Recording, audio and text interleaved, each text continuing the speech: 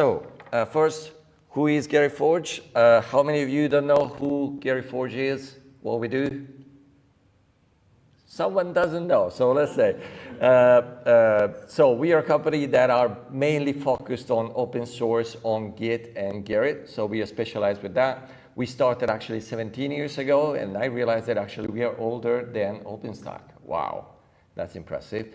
And you can see from my hair, right? So the headshot that was outside in the roll-up banner, I cheated a little bit. That was when I got married, right? And it's not me anymore. But from the point of view of the brain, it's still me. We are still running the company, and Gerrit is still alive. Also, Martin, you had different hair, I believe, 17 years ago. But we are still here. We are still innovating, which is good. And just one thing to say, compared to last year, we actually had also new stuff coming. So we are proud partner of Google Cloud. So you can now see and get Gerrit as a service on Google Cloud. You click one button, you got Gerrit, yours, multi-site, scalable, up and running, which is great because Martin knows the pain of managing Gerrit in a large-scale installation. And last but not least, we actually started working on Git only as well, not just Git with Gerrit. So we did a lot of innovation on the optimization of bitmaps. We are working a lot on the, reftable. We actually developed also a new system for improving everyone's Git performance. And we did some tests, and I'm going to show that one tomorrow, of GitLab with a tool that we developed, is GHS, and we're going to show some graphs on what we achieved. And we are doing the same with GitHub Enterprise as well. So about me, so that's the picture, right? That is cheating a little bit. But I was like that when actually I joined the Gerrit project, and I was telling Martin Fick that actually I didn't have the little Martin. So you should be proud that I gave the same name as you. But I was that younger, and I contributed quite a lot. And I like data, so that's the data of my contribution just to JGit and Gerrit. Actually, I'm a very skilled C developer, and I like C language so much. And I looked at the C code of Git, and it's great. And I'm really ashamed to say so, but from some pieces of code, they're much better than JGit, right? So, and I'm taking a lot of inspiration from CGit code when we need to do some fixes on JGit. So what did we talk about today? So I will cut a little bit the history of reftable because Patrick covered already, but I will talk about the work that we have done with JGit for reftable. Actually, we did just the last mile. That started long ago with Sean and then with Hanwen. But also, most importantly, let's say the benchmark that we did on the server side with some large-scale setups and the problems we saw. And I already talked about those problems 2 months ago to Patrick, and he said, can you please rerun the test with the latest fixes that I did to see if those problems are still there. Some are fixed, some of them, they're still there. So, but we can catch up over lunchtime, so I will show you the test case that we ran. And then what's next? And I need your help. So Martin and everyone else, Scott, and feel free to help me in understanding what is the next step. So when reftable actually started very long ago, 2017. See, this is when Sean Pierce, after the implementation of reftable in Google, they said, guys, maybe we should make reftable a part of Git, right? And it started posting on the mailing list exactly, let's say, how reftable should be organized, the data structure. You started writing the documentation. If you do a git blame of the reftable documentation in Git, it's actually from Sean. So reftable is coming from Sean. And I believe we all should be proud of the work that Sean has done, and this is his legacy. And we are so happy to make this happen in open source.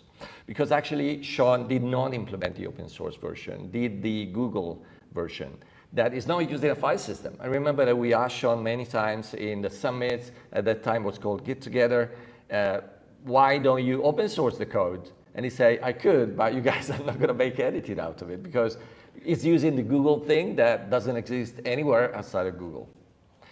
And then Hanwen did a very good thing that is taking basically all the specs of reftable, and all the implementation of reftable actually was almost there because all the abstract classes, they were already in JGit, but there were no concrete implementation on top of the file system. So Hanwen went there and say, let's do an open source implementation of the file system that everyone that is not Google can use.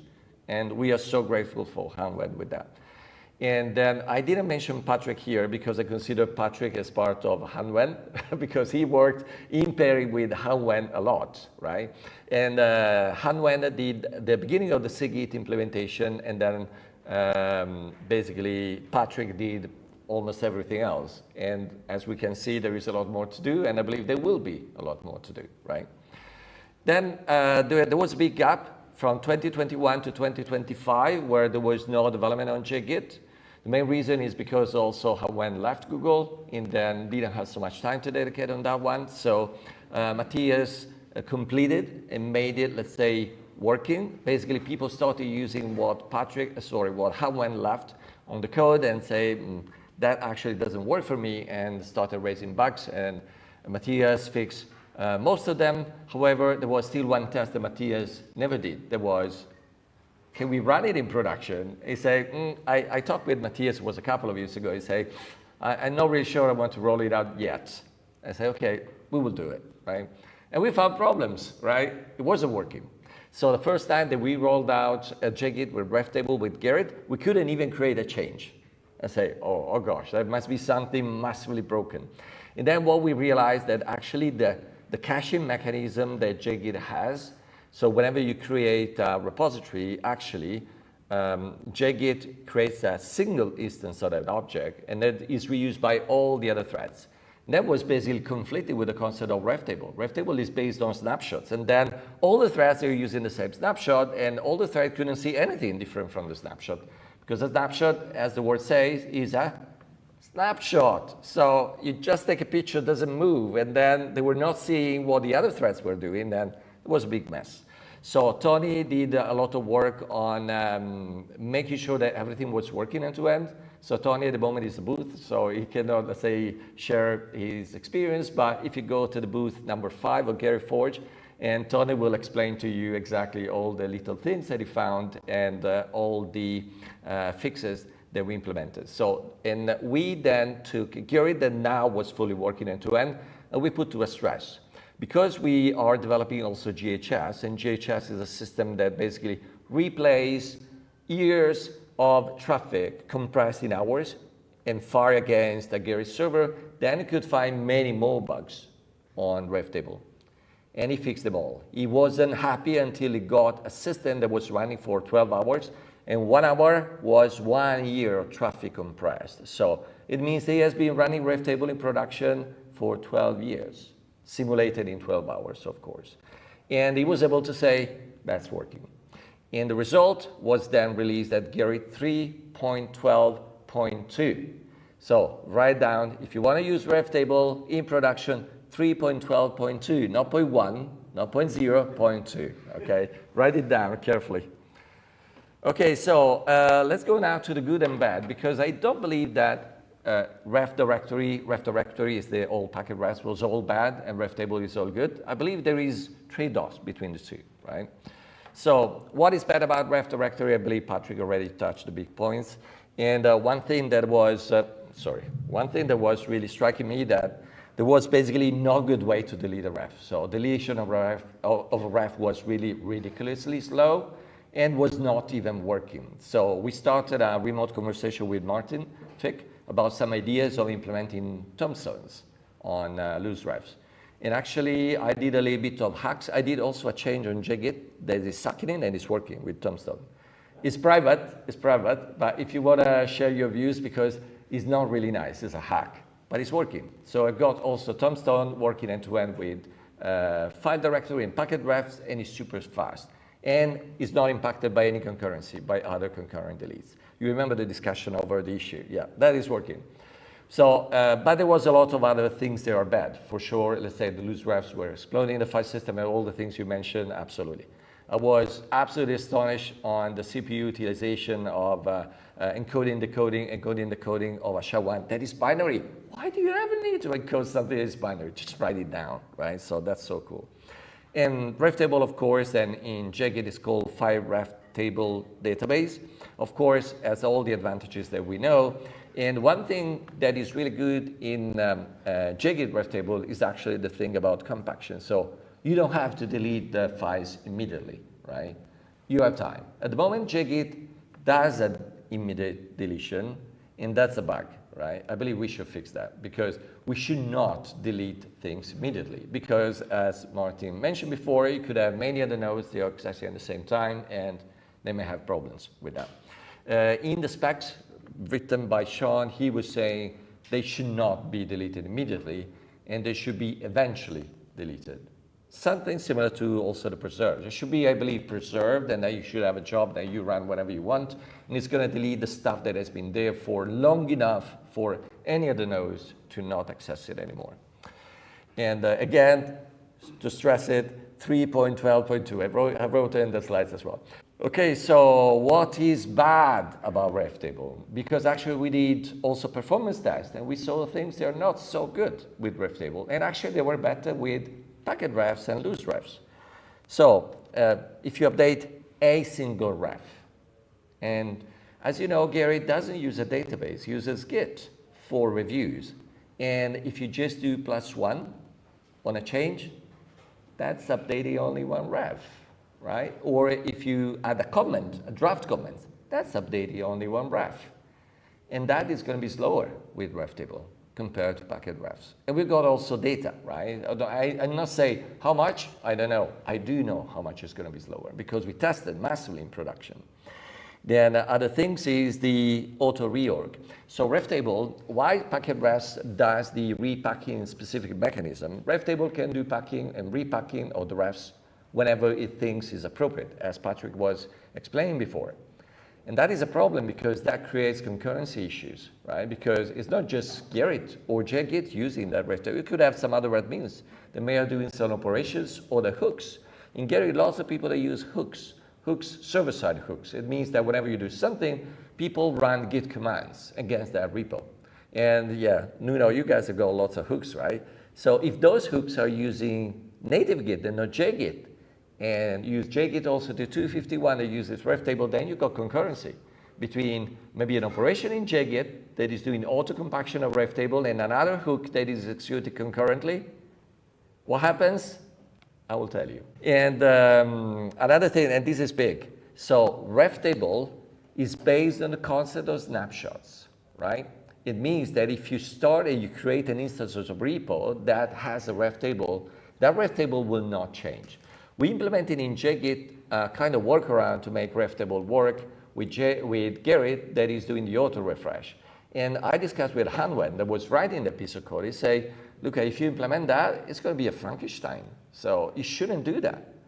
But we needed to make it work with Gerrit, so we did. So it's configurable, so you can tell JGit reftable, only JGit reftable, that these reftable are auto refreshed. But that is a kind of going against the concept of snapshot because Gerrit actually doesn't really have so much of the concept of snapshots. Actually, Martin implemented the concept of snapshot on packet refs.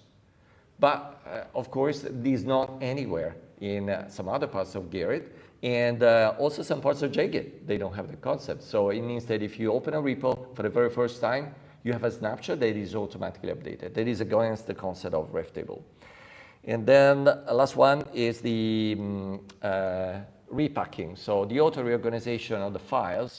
So even if JGit and CGit, at the moment they delete it immediately, certain operating systems, like for instance Windows, they will see that the file is still used and then will not be deleted. But then it means nobody will ever delete them. So it may leave some lingering files of the auto compaction. That is something we need to fix, right? What is good about Ref directory? It's strange. I say Ref directory actually was good. There were certain things that were good. So first, we don't really know how much will perform and how good it will perform reftable on NFS. We did extensive testing, right? And we compressed and we tested under heavy load on NFS. But the reality is, how many of you guys have implemented reftable on NFS? Only us in testing, nobody else, right? And ref directory on NFS, raise your hand if you use the packet refs on NFS. Yes, you do, right? So there are people, and Martin knows how many gotchas that we got resolved with ref directory. With reftable, we don't know yet, but I believe we will know and we will fix them, right? And then, yeah, one thing that I want to highlight is that packet refs was designed in that way, not because Linus Torvalds didn't know that SHA-1 was binary, should write it in binary format. But the idea of Linus was very simply, make it simple, right? So if you have a loose ref, it's a file. You do a cut of the file is there. If it's broken, you recreate it, right? Packet refs, just all the loose refs, all put in the same file and sorted, right? You want to fix something, you can do it. With reftable, I believe we will need to build some tools for fixing it. We cannot fix it by hand, unless you really like, let's say, to encode data in your brain, which is possible, but unlikely, let's put it this way. Okay, so this is the performance. This is what you wanted to know, how good it performs on the real life repos, right? So that's the good thing. So this is with Gerrit 3.12.2, because before that version, did it work or did not work? No, good, good. You were not sleeping, that's good. You had a good coffee this morning, right? Portuguese coffee? No, French one. Okay, so the good scenarios are, you see overall they are either aligned or slightly faster, but the ones that are very fast are add patch set and push to create a change over HTTP. Why? Because they update multiple refs at the same time. So Gerrit and JGit had the concept of batch ref update many years ago. I believe it was introduced something like 10 years ago or something. So really glad that CGit now gets it, because it's really important to have the batching of different updates altogether, not just for performance, but also transactionality. And here is where reftable really shines. But there are places where reftable is lower. So we have to be absolutely transparent about that, right? It's not the kind of philosopher's stone is going to turn everything into gold, right? So whenever you add a single ref or you modify a single ref in Gerrit, you add in a topic, you just modify one ref. You approve a change, scoring, right? One ref, create a tag, but many others, create drafts. All the things that you do in a unique way is going to be slower, significantly slower, because before it was not doing any auto compaction. Why you see also slowness on the variance of that? Because if you update a single ref, before it was just a loose ref always. So the probability that that operation was lower was almost zero, right? Because you always do the same thing. With reftable, it's a kind of Russian roulette, right? Because it could be slightly slower if you just create a new table. It could be massively slower if you give a big repo to start doing some recompaction. So all of a sudden, something that before was super fast now could be slower. And I believe we've got some issues in Gerrit because there's some operations that happen continuously and they are single ref operations, such as the draft comments. I believe we should get rid of draft comments on the repo, right? Because that one, this is yet another problem of the draft comments. And it's even worse because in Gerrit, all the draft comments for all the projects, they end up in which repo? Raise your hand. All users. So that's a design issue with Gerrit. It's nothing with reftable, but that will make things worse. So the probability that the people would start adding comments on Gerrit with reftable and then would start slowing down will be very high. So for all the people that have got a lot of users, raise your hand if your Gerrit has a lot of users. Yes. So be careful, right? Because you may have, let's say, tens of thousands of people, they are just screaming and shouting and say, why I put in the draft comment, it is not there, I cannot see for 3 seconds. Okay, so we need to do something about that. But that is not about reftable, I believe it's about Gerrit, right? It was not a good idea to put in the repo. If I understand what you're saying, it was a design decision of Gerrit to use refs in this way, but I think what you're pointing out is that independent refs were faster Before. to update. But if the same ref, it doesn't matter. But so the fact that these are independent refs, it's still faster to use the file table than ref tables. Yes, it is. Does that make it will sense? never be faster on reftable. Never, ever. Yeah. Right. And ultimately, that's because ref tables is effectively a serialized process for all the refs in the entire repo. And not all the refs all the time. So if you are lucky, with reftable, you add the ref, it just creates a new table, brand new table. Right? But it's still serialized. Only one ref can ever be updated at a time. One batch of refs can be updated at a time. And if you're unlucky, then you may be going into an auto reorg phase, And then in that case, instead of just creating one table, we'll also reorg the previous tables.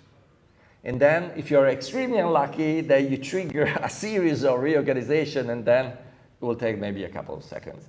And that is not an enormous amount of time because reftable is still fast, but it depends on the operation. If the people is publishing, creating a draft on a UI, and you need to wait 3 seconds before you see any feedback, that is going to impact the user experience. It's fast 3 seconds, but every time you click it's 3 seconds. That is a bit sluggish, right? Okay, let's go to the end because there is more, right? And maybe keep it there because I believe some question will come from there anyway. But who would ever ask? We can have another dinner today, right? Okay, interoperability. So the good thing is that there is a lot of green, and this is because actually the Git project did a lot of work in including also the JGit test together with CGit for making sure they were interoperable. And I have to say that the corruption that I saw a few months ago is gone. So in all my tests, I've never seen ever a reftable created by CGit and read by JGit, or created by JGit and read by CGit that got recognized as corrupted. That didn't happen anymore. It was happening. And that's why I gave the warning a couple of months ago to Patrick. And that doesn't happen anymore. With Git version 2.51.1, that's the one that I tested last night, right? That's good. Auto compaction works and is interoperable between the two, so which is good again. There is one gotcha though if you do them concurrently. So the one that I mentioned before. So you have some automatic auto compaction happening on JGit. And so the concurrency is good if you do JGit with JGit. So we tested that extensively. But unfortunately, last night, Patrick, I still see issues. So what I did is basically to have a production-like setup. At the moment, single primary, not on NFS, not multi-primary, single primary. And that was hammered with production load. And then I just did just series of Git GC. Git GC, one of the things they do is also the auto compaction of the ref table. And after 5 minutes, ref disappeared. It was not corrupted, but some refs disappeared. And it means that there was some concurrency in the auto compaction. So there was an auto compaction happening on CGit and maybe another one automatically done in JGit. And in the contention between the two, some refs just disappeared. Not all of them, so it was not corrupted. But for instance, in my case, there was one change that lost its meta ref. So disappeared from the face of the earth for Gerrit. So it means that it is safe to use JGit with JGit. But if you want to use JGit with CGit in production, just make sure that your hooks, they don't use CGit at the moment. And then I'm sure that we'll follow up with Patrick, we'll fix those problems as well, okay? What's next? So as you can see, it's not really a highway, this one, because the point is exactly like this bridge. The problem is not what we know. The problem is what we don't know, right? So we do another step. Will it fall down? We will fall down into that cliff and we'll jump into the river. We don't know, right? But we have to do those steps for making sure, giving you guys assurance that it's working end-to-end, right? So first, of course, this maybe is going to be dinner conversation with Patrick. We should fix that one. Before making things fast, we need to make sure that a car has brakes. We don't have a car crash, right? So first is this. Needs to work concurrently. Nobody should be scared about running Git, native Git in a hook, and just be scared of losing refs. And of course, we need to fix this issue with the repository cache in JGit. So as I mentioned, so what we did for making it work in Gerrit was to basically do a little bit of hacking, right? And making sure that the snapshots in reftable are getting updated in real time, and that works.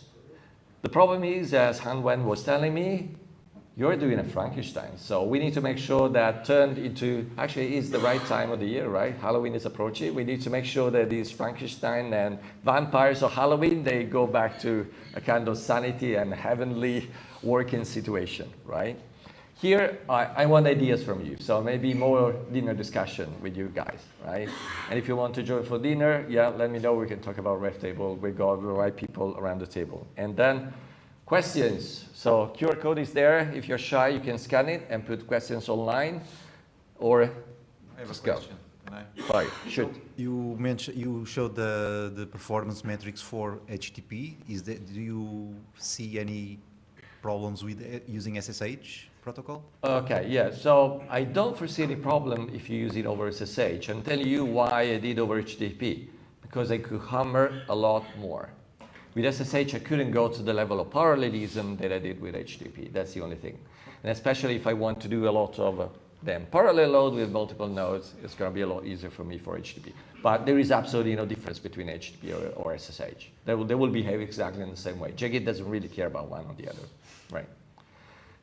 Another question here. So you mentioned that single ref updating can be quite sluggish. What are your plans to fix this? Are you planning to, for example, stop using Git as a database, or like have a second repository that doesn't use reftable to store your metadata, or what's your plan? My plan is, I don't know. So this is the discussion is more a question for everyone else. What shall we do? I don't really know. So one idea could actually be, why don't we use also loose-ref together with reftable? Why not? Reftable could actually replace packet refs, which was a bad idea. But actually loose refs, they're not so bad after all. And actually over NFS, they were an excellent idea because actually they're super cheap also to read and everything. So I mean, part of the solution could also be to basically move the auto compaction out of the critical path and do it asynchronously, for example, because that would at least get rid of the wild variances that you currently see.